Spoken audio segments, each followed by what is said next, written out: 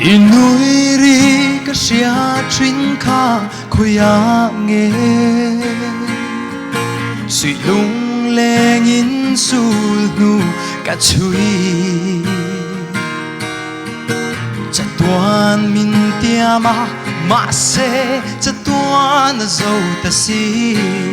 ma riak ten lai khum ka be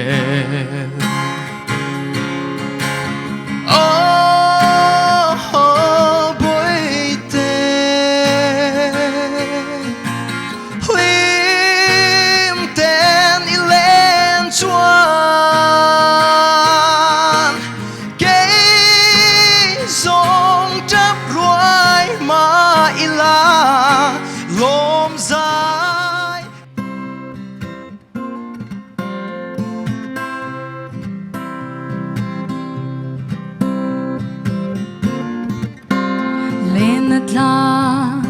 dang ma se in chen lo o mi u bia thu di dom te shil dunin o nang nen sa mangin chen lo vin o lim ten len kan noa Sui lung le zoal changin kop ten len ve kan noa Sui lung len nem tu an om lo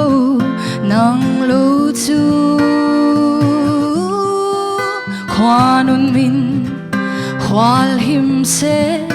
itan chau kum tluangin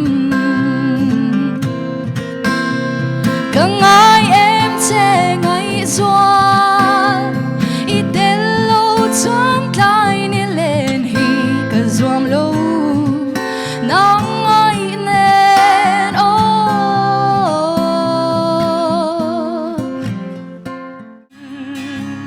Chadang nang nen leng do ni la ka sui lung lom akim nge yang itel lo chuan zan mu chin a har nge ye lo kir le ro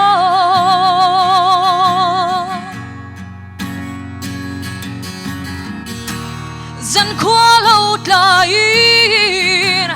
sui lung le no zual chine banzai